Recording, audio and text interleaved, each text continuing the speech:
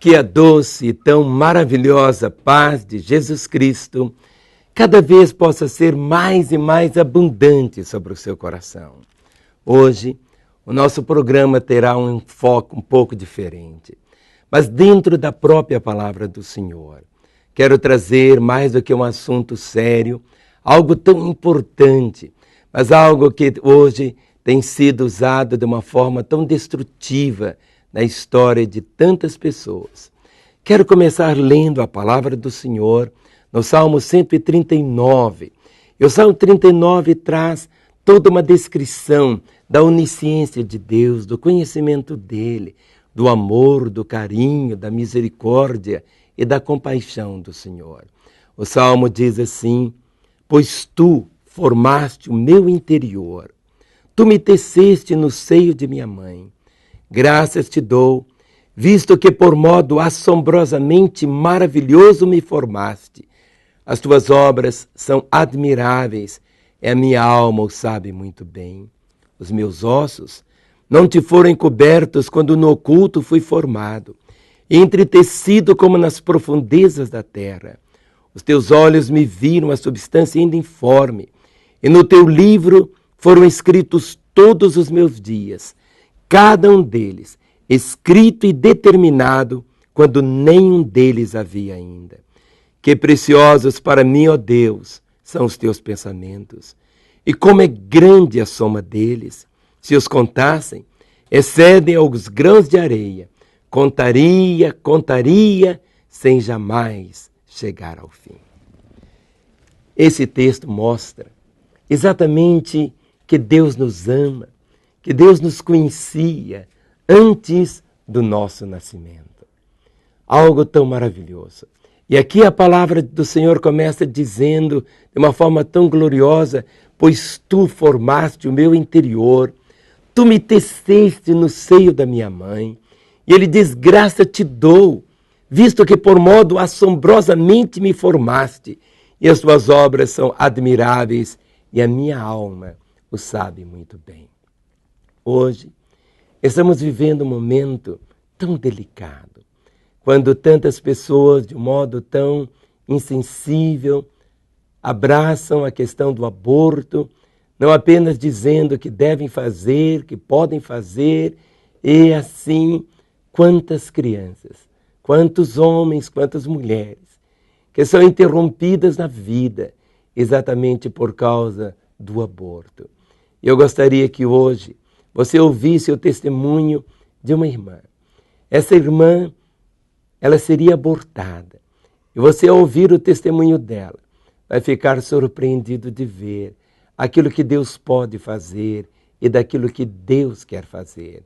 Por isso, eu gostaria tanto que você, com seu coração tão aberto, pudesse realmente ouvir estas palavras, esse testemunho que não é apenas um testemunho isolado, é um testemunho de alguém que hoje não estaria aqui, mas de uma forma miraculosa experimentou a sobrevivência para que pudesse hoje estar testemunhando somente por causa da bondade de Deus, o nosso Pai Celestial.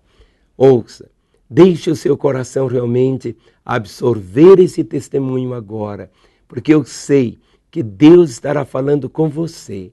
E eu sei que todo esse processo tão terrível, que deseja realmente aniquilar as vidas antes que elas nasçam, será interrompido pela graça do Senhor, pelo favor do Senhor e pela compaixão dele.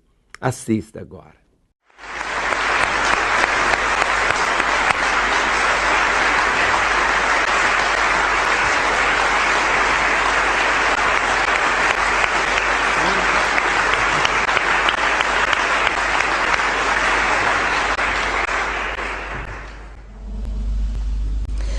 I'm adopted, and my biological mother was 17, and so was my biological father. She was 7.5 months pregnant when she decided to go to Planned Parenthood, which is the largest abortion provider in the world, and they counseled her to have a late-term saline abortion, which is a saline solution that is injected into the mother's womb. The baby gulps that solution, it burns the baby inside and out, and then she is to deliver a dead baby within 24 hours. And to everyone's great shock and surprise, I didn't arrive dead but alive on April the 6th, 1977 in a Los Angeles County abortion clinic. What's fantastic about this, about the perfect timing of my arrival, is that the abortionist was not on duty yet. So he wasn't even given the opportunity to continue on with his plan for my life, which was death. And I know that I am in a government building, and a beautiful one it is, and I love your country as well as my own. But I know in the age that we live in, it is not at all politically correct to say the name of Jesus Christ in places like this. To bring him into these sorts of meetings, because his name can make people so terribly uncomfortable. But I didn't survive so I could make everyone comfortable. I survived so I could stir things up a bit. And I have a great time doing it.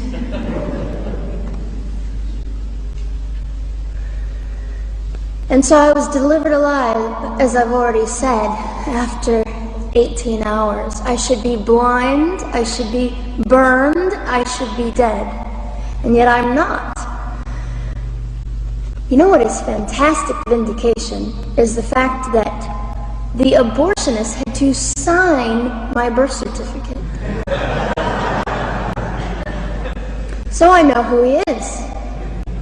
And it also says, for any skeptic listening, on my medical records, born during saline abortion. Ha! They didn't win. I've done some research on the man that performed the abortion on me. And his clinics are the largest chain of clinics in the United States of America, and they gross $70 million a year. I read a quote from him at some point several years ago, and he said, "I have aborted over 1 million babies, and I consider it my passion." I tell you these things because, listen, ladies and gentlemen, we are in an interesting battle, whether we realize it or not, in this world. It is a battle between life and death. What side are you on?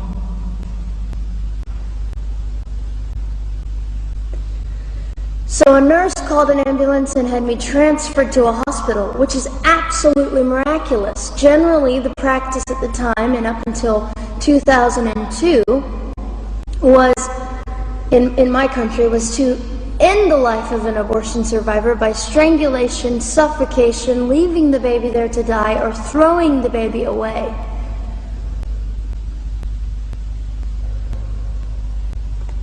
But on August the 5th, 2002, my extraordinary President Bush signed into law the Born Alive Infants Protection Act to prevent that from occurring anymore.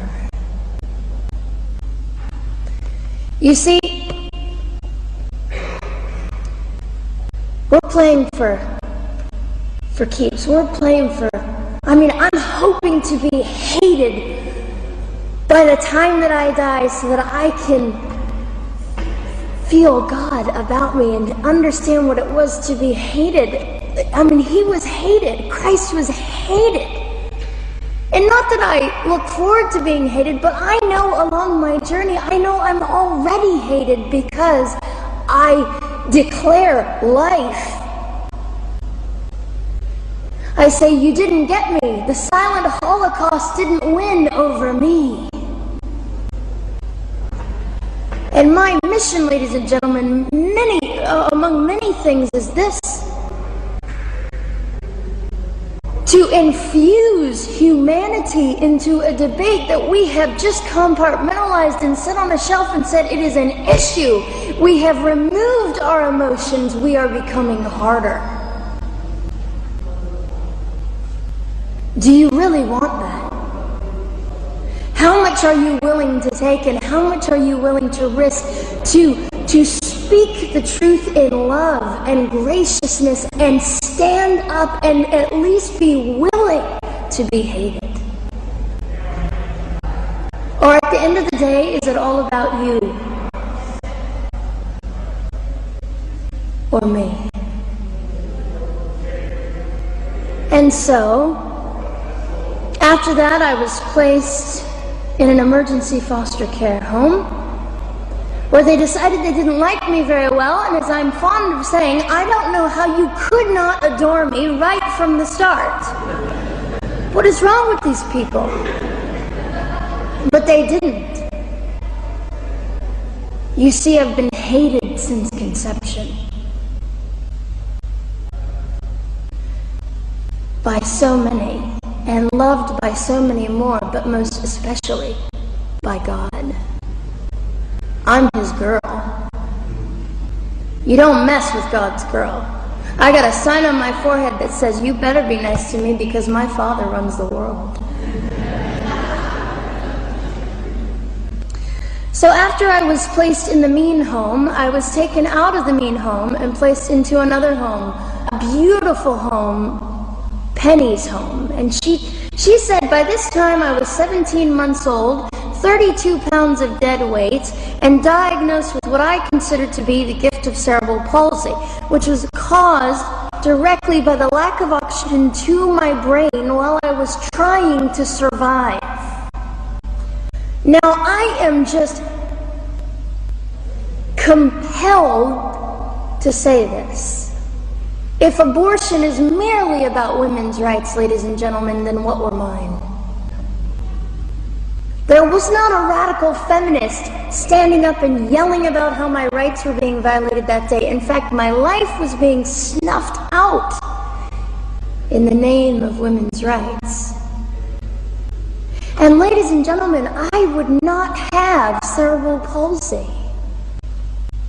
had I not survived all of this. So when I hear the appalling, disgusting argument that we should have abortions because the child just might be disabled, oh, the horror that fills my heart.